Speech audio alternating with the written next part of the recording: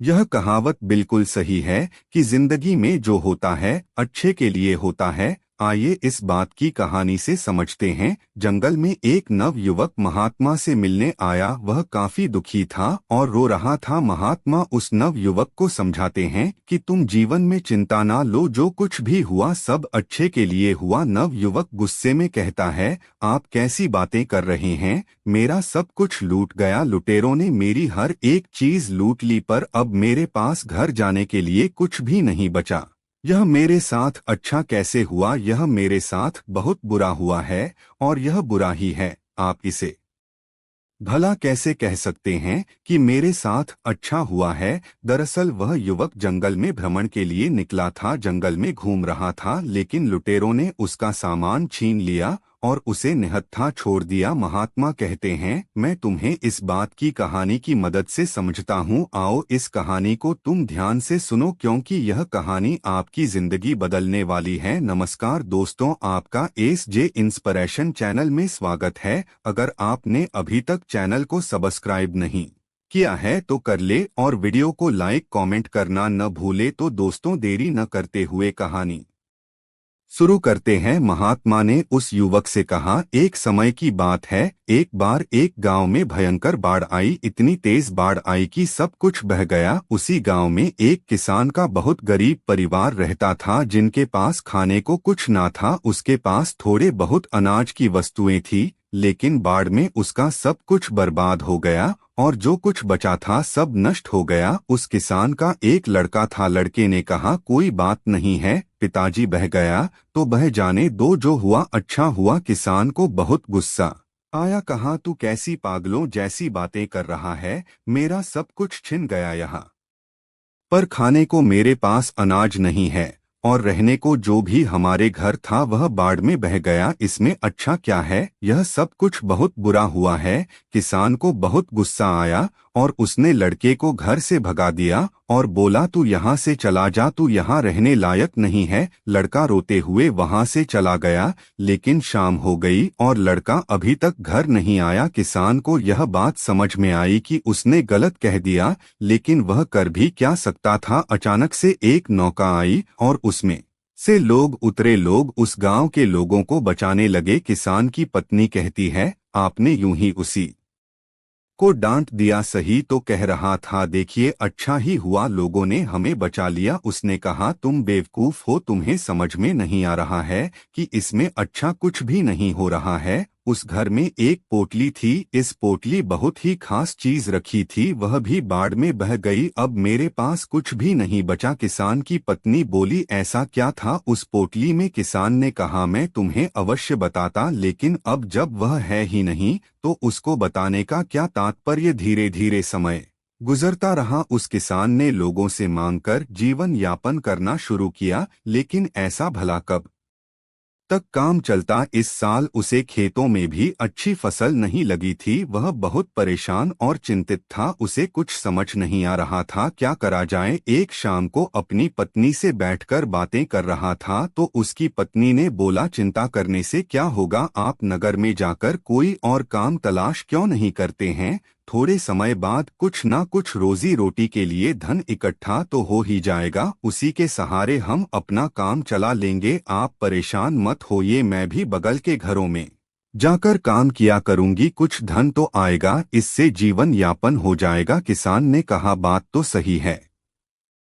अगले दिन वह किसान काम की तलाश में शहर गया। हर गलियों में कुछ काम ढूंढने लगा कि कोई उसे कोई काम दे, लेकिन कहीं किसी ने कोई काम नहीं दिया। अब वह चिंता की मारे और परेशान होने लगा कि कैसे काम चलेगा और कैसे अपने परिवार का पालन पोषण करेगा। उसके पास घर नहीं है। उसने जैसे तैसे करके बाढ़ के जाने के बाद घास फूस से छोटा सा घर बनाया था। एक दिन किसान अपने खेतों में फसलों को देख रहा था, क्योंकि इस साल फसल भी अच्छी नहीं लगी थी। इसलिए इस बात को सोचकर चिंतित हो रहा था कि इस साल फसल ने भी साथ नहीं दिया। मेरा एक लड़का वह भी घर छोड़कर चला गया, मैं तो हर तरह से अनाथ हो गया हूँ। ऊपर से वह कह रहा है कि जो हुआ अच्छा हुआ। यह भला अच्छा कैसे हो सकता है? उसकी पत्नी उसे फिर समझती है, क्या आप फालतू में चिंता कर रहे हो? आप फिर से कोशिश करो, काम कहीं ना कुछ तो मिल ही जाएगा ना। अब घर पर बैठक रोने से अच्छा है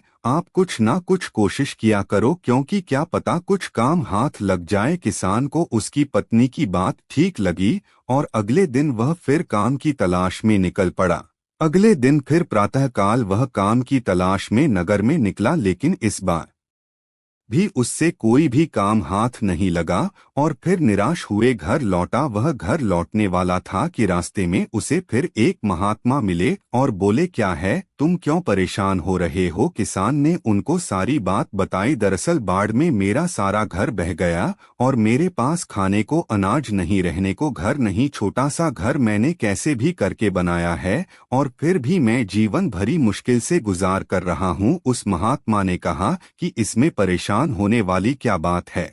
महात्मा से उस किसान से कहा, परेशानी वाली बात नहीं है कि मैंने गुस्से में अपने लड़के को सुना दिया था और वह उस दिन से घर छोड़कर चला गया। महात्मा ने कहा, तभी तो मैं कह रहा हूँ जो हुआ अच्छा हुआ। किसान को फिर गुस्सा आया, बोला, आप ऐसी बातें कैसे कर सकते हैं? मैं इतना परेशान हूँ, मेरा सब कुछ छीना हुआ है, मेरे पास खाने में कुछ भी नहीं, मेरा लड़का भी मेरा साथ नहीं दिया और वह भी घर छोड़कर चला गया। इसमें क्या अच्छा है और क्या अच्छा हो सकता है? यह तो हर तरफ से बुरा है। महात्मा ने कहा, सब्र रखो, हर सवाल का जवाब तुम्हारे समय आने पर मिल जाएगा, तुम परेशान ना हो। वह महात्मा वहां से चले गए। किसान को फिर अफसोस हुआ कि महात्मा को देने के लिए उसके पास कुछ भी नहीं है, लेकिन वह उस रात को यह सोच के हैरान था कि आखिर जो होता है अच्छे के लिए कैसे होता है, मेरे साथ तो अच्छा हुआ ही नहीं। लेकिन अगली बार फिर वह फिर काम की तलाश में नगर में निकल जाता है, लेकिन इस बार किस्मत उसकी सही होती है और उसे एक बड़े सेठ के घर में उसे करने के लिए कुछ काम मिल जाता है। सेठ बड़े दयालु होते हैं और वहां पर पैसे भी कोई दिक्कत नहीं है। वह सेठ कहता है, और तुम है कोई दिक्कत है तो मेरे घर पर बगल में एक मकान खाली पड़ा है, तुम वहां पर रह सकते हो। किसान ने कहा, नहीं नहीं, मैं आपका बहुत आभारी हूँ, मैं वहीं ठीक हूँ। उसने अच्छी तनख्वाह पर उस किसान को काम पर रख लिया। अब वह किसान और उसकी पत्नी बहुत खुश थे। अगले दिन रात को उसका दरवाजा एक लड़के ने खटखटाया। उन्होंने दरवाजा खोला और देखे, हैरान रह गए कि एक लड़का लंबी सी कार और बड़ा सा बैग लिए दरवाजे के सामने खड़ा था। किसान बिल्कुल आश्चर्यचकित रह गया, उसे समझ में नहीं आ रहा था कौन है। लड़के ने बोला, पापा मैं हूँ आपका लड़का। वह हैरान रह गया, आखिर यह कैसे हुआ, यह क्या चमत्कार है? लड़के ने बोला, आपने घर बदल लिया, हमें बताया नहीं। मैंने गांव वालों से पूछा तो उन्होंने बताया कि अब हमारा घर यहाँ पर है। दरअसल मैं उस दिन यहाँ से निकलकर दूर शहर में काम की तलाश में निकला था और मुझे वहाँ पर कहाँ मिल गया और मैं वहीं पर व्यापार करने लगा और उस व्यापार में मुझे बहुत मुनाफा हुआ और आज उसकी बदौलत मैं आपसे मिलने आया हूँ। और मैं आपको बता दूं, मैंने वहाँ पर नगर में एक और घर बनवा लिया है। किसान खुशी के मारे कूदने लगा, उसे समझ में आ गया। लड़के ने कहा, पापा मैंने कहा था ना, जो होता है अच्छे के लिए होता है। अगर मैं उस दिन बाढ़ नहीं आई होती और इन सब कुछ बहा नहीं होता तो क्या पता यह बात मैं आपसे बोलता नहीं। अगर यह बात मैं ना बोलता तो आप मुझे घर से बाहर नहीं भगाते और ना ही मैं रोजगार के लिए नगर में तलाश करता। किसान ने कहा, हाँ मुझे यह बात समझ में आ गई, यह बिल्कुल सही बात है। देखो उस बाढ़ की वजह से मुझे भी एक बड़े घर में नौकरी मिल गई है, यानी अब डबल मुनाफा, डबल पैसे और हर तरह से फायदा ही फायदा। हम तो मालामाल हो गए। किसान और लड़का जोर जोर से उछलने लगे। कहानी के बाद महात्मा ने उस नव युवक को समझाया, जिंदगी में एक बात याद रखना, इंसान की सोच बहुत बड़ी नहीं है कि वह कुदरत के फैसले को नहीं समझ सकता और ना यह जान पाता है कभी कि उसके साथ जो हुआ अच्छे के लिए हुआ है। वह सिर्फ आज को देखता है कि उसके साथ बहुत बुरा हुआ, लेकिन सच में देखा जाए तो अगर अच्छी नियत और मन साफ है तो कभी किसी के साथ बुरा नहीं होता। महात्मा ने उस नव युवक को समझाया कि जिंदगी में जब भी तुम्हारा बुरा वक्त आए तो एक बात हमेशा याद रखना कि यह वक्त गुजर जाएगा। इस बात को तुम याद कर लेना कि समय कितना भी बुरा हो तुम्हारी जिंदगी में कितने भी दुख या फिर मुसीबतों का पहाड़ क्यों ना हो, एक वक्त बाद सब ठीक हो जाता है और सब आसान बन जाता है। बस वह समय बुरा होता है,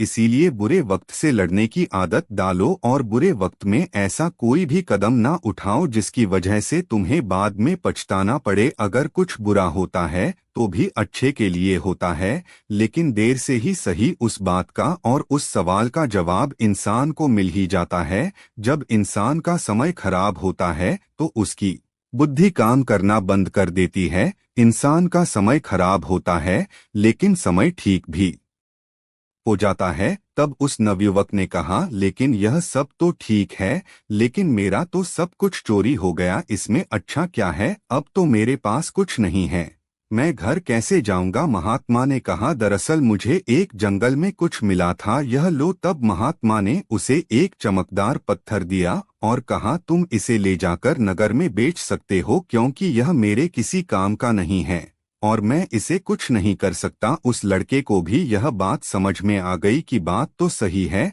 अगर यह मेरा सामान चोरी नहीं होता तो मैं महात्मा के पास नहीं आता, और जब मैं महात्मा के पास नहीं आता तो मुझे पत्थर कभी नहीं मिलता। दरअसल वह एक पारस पत्थर था जिसको लोहे पर रखने से हर लोहे की चीज को सोने बनाया जा सकती थी। अब वह भी मालामाल हो गया। बाकी अगर दोस्तों यह कहानी आपको अच्छी लगी हो तो इस वीडियो को लाइक करें और ऐसी ही कहानी सुनने के लिए SJ इंस्पिरेशन चैनल को सब्सक्राइब करें। तब तक हम आपसे ऐसी ही एक और प्रेरणादायक कहानी के साथ अगले दिन मिलते हैं। धन्यवाद।